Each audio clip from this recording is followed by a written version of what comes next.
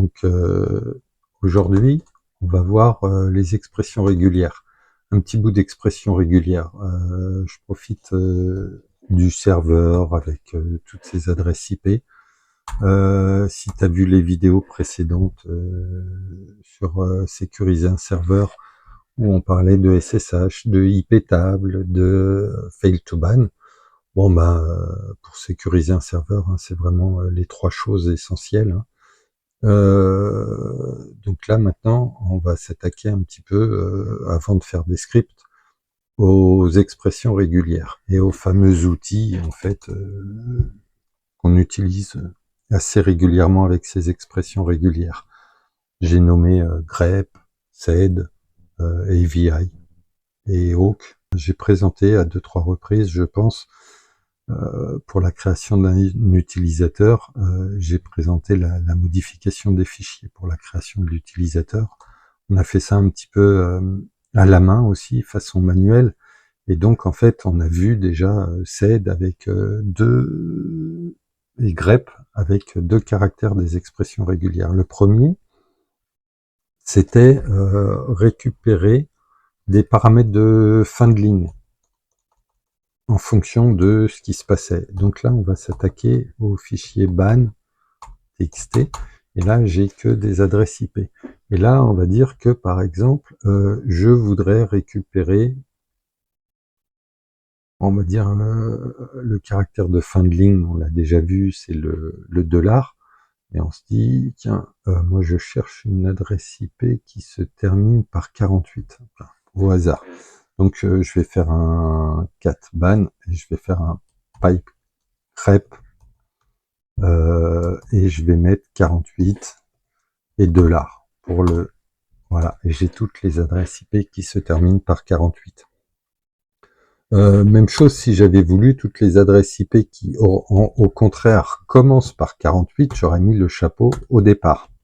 Et donc là, hop, j'ai pas d'adresse IP qui commence par 48. Donc on va essayer 58. Tac. Et là, j'ai 2 adresses IP qui commencent par 58. On va essayer qui commencent par 20. Comme ça, pof. Voilà, il y a les 20, il y a les 200. Donc en fait, il y en a quelques-unes. Donc toutes les adresses IP d'une tranche peuvent être traitées de cette façon-là. Donc ces caractères spéciaux, le chapeau pour expliquer tout ce qui est en début de ligne, et le $ pour expliquer tout ce qui est en fin de ligne, bon bah sont les plus connus et utilisés à 80%. 80% du temps. Les autres sont beaucoup moins connus.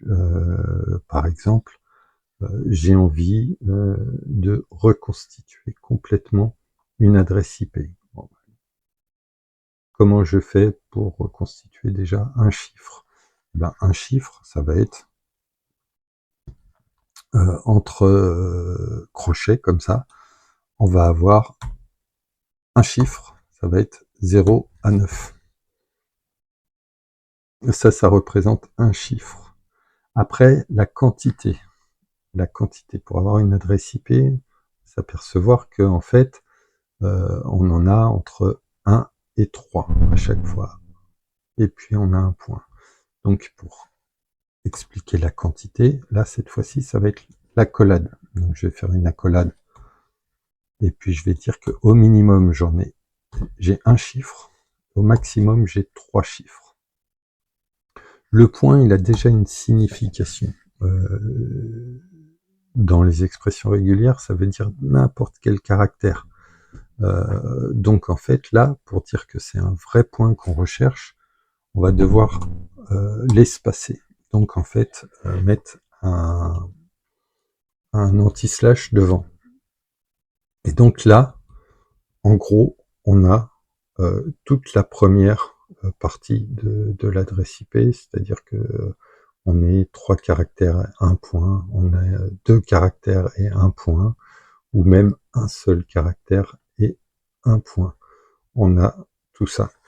Donc là, après, ça, comme on l'a 3 fois, on a 3 tranches, donc des chiffres un point. Des chiffres, un point, des chiffres, un point. On va mettre tout ça entre parenthèses pour dire que c'est un ensemble. Donc on met tout ça entre parenthèses et on dit qu'on a tout ça au moins 3 fois dans une adresse IPv4. Donc on a au moins 3 fois. Et donc là, en fait, on a été jusque là, 3 fois avec un point. Voilà. Et donc en fait, après, il suffit de rajouter à nouveau qu'on a un caractère qui va s'écrire comme ça, entre 1 et 3. 3 fois. Voilà. Donc on va ajouter comme ça. Voilà. Et donc là, normalement, on a notre modèle d'adresse IP. Donc si on ne s'est pas planté, tiens là il m'a supprimé le point. Heureusement que je l'ai vu. Voilà. Voilà. Le point qu'on a qui représente n'importe quel caractère et donc on a backslashé en fait, en quelque sorte. Donc là, si je fais un cat ban et que je fais un pipe grep sur ça, et ben qu'est-ce qu'il va me faire? Rien du tout. Parce que là, le grep, ce qu'il faut savoir, c'est que le grep, il utilise les expressions régulières basiques. Et que pour que le grep utilise les expressions régulières étendues, il lui faut soit utiliser le ygrep, voilà, là, hop, on s'aperçoit que ça marche, soit l'équivalent, c'est le grep moins grand E. Voilà, et ça c'est pour les expressions régulières étendues. Voilà. Les expressions régulières basiques, normalement, pour que le grep fonctionne, il faudrait backslasher plein de trucs. Donc en fait, on va tenter de backslasher les parenthèses déjà et tenter de voir si ça fonctionne. Ça fonctionne toujours pas. On va tenter de backslasher peut-être les nombres comme ça, enfin les accolades.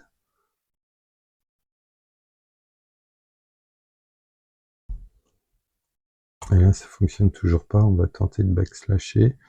Alors, je sais pas moi, les crochets, les crochets. Ah ben non, les accolades, j'avais pas tout fait. J'avais pas fait ça. J'avais pas fait ça. Voilà. Bon, non, il veut pas toujours. Donc on continue avec le backslash des crochets. Oui, il veut toujours pas.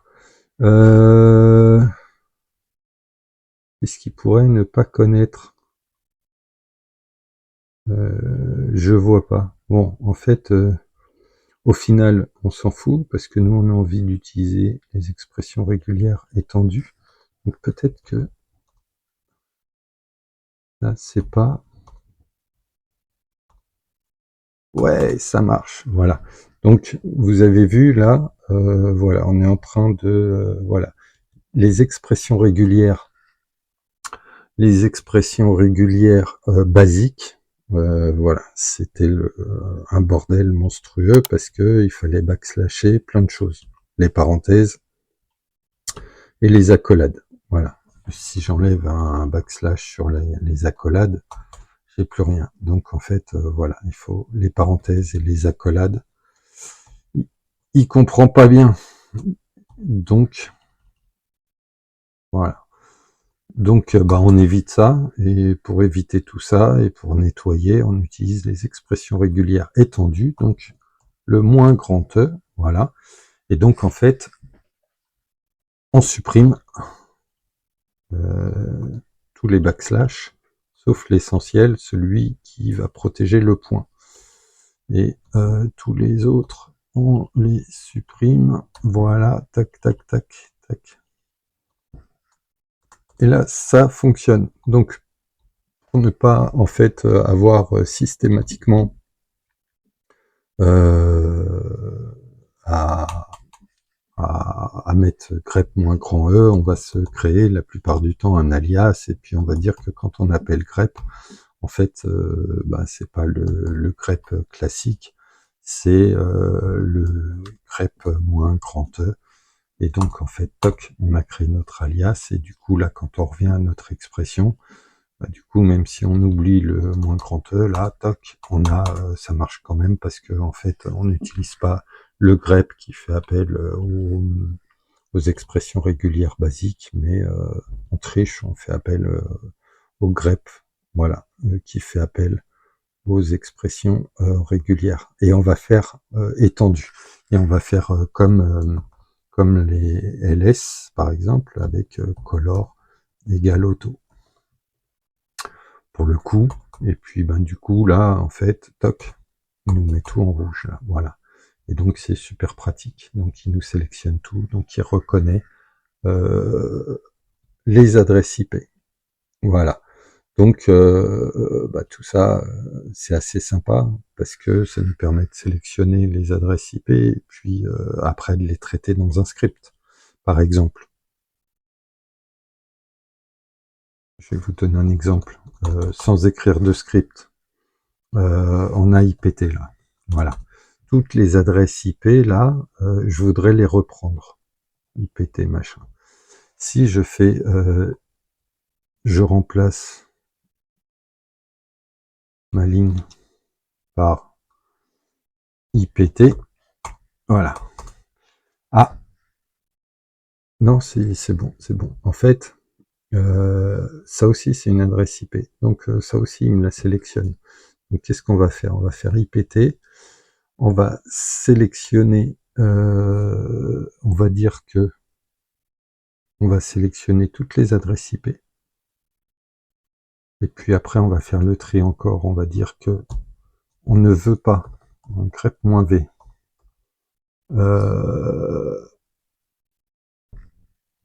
On va dire que on ne veut que les adresses IP. Donc, -O pour only. -O pour only. Donc voilà. Donc,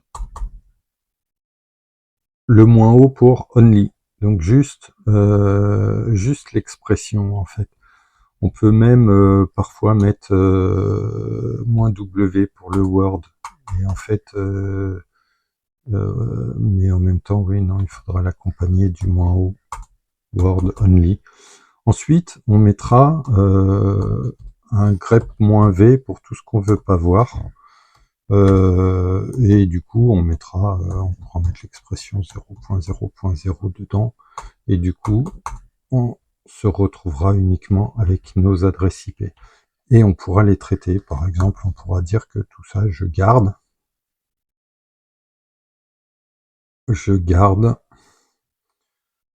Et ça va être mes adresses IP que je vais mettre dans une variable IPS. Ok, donc je mets tout dans IPS. Et puis là, si je fais un echo $IPS,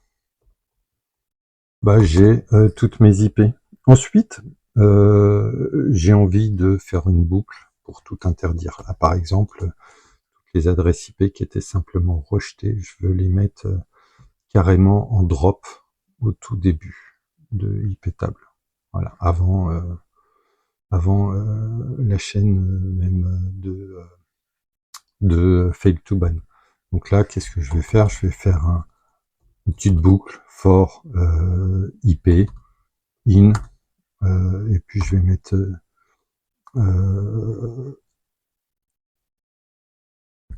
un echo IPS. Voilà, on va faire un test. Ouais, c'est ça. J'ai oublié l'exécution de la commande pour le traitement après. On va faire un do, on va faire un echo pour voir si j'ai bien toutes mes IP, et puis un done pour exécuter le truc, et ça marche. Donc en fait là, je peux rappeler ma commande, et plutôt que de faire un echo IP, je vais faire, je vais laisser le echo IP, mais derrière, je vais aussi mettre la commande de ban. Donc je vais faire un IP table. IP tables. Alors, insère. Dans la chaîne input, je vais simplement dire que je veux qu'il me drop. La target, c'est drop, qui me drop la source suivante. Hop, et là, c'est chaque IP. Voilà. Et donc là, normalement, si j'ai pas fait de faute, et ben, toutes les IP, il va les bloquer dans IP table. Voilà. Donc, pof, pof, pof, pof, pof. Voilà. Et si je fais un IPT, IP table, et ben, là, j'ai bien la chaîne fail to ban, mais j'ai aussi mis en drop dans la chaîne input toutes les IP. Voilà. Donc comme ça, en fait, voilà, en quelques lignes, on a sélectionné on a sélectionné les IP. Ensuite, on a fait une petite boucle. Et puis, on a lancé une commande IP table -i. Voilà. Donc tout ça, juste pour dire que ça, c'est 3-4 lignes de script. On reverra tout ça quand on fera des petits scripts. Faut pas flipper au départ, ça peut paraître un peu compliqué, mais c'est super simple. C'est pas compliqué quand on connaît la commande IP table et qu'ensuite, parce que vous avez vu ma vidéo sur IP table, et qu'ensuite vous savez faire une petite boucle avec for et puis une variable in, une liste. Bon bah après, quand vous savez faire une petite boucle et puis une commande, bah vous savez scripter hein, de toute façon. Donc voilà, et puis il n'y a même pas besoin de petite boucle pour le script. Hein, voilà. Donc on s'arrête là. Si tu as aimé la vidéo, eh ben n'hésite pas à la liker. Un petit pouce bleu, ça fait toujours plaisir. Et puis si tu en veux d'autres sur les expressions régulières, eh ben il faut me le mettre en commentaire. Voilà. Allez, ciao, à bientôt sur Tuto Palace.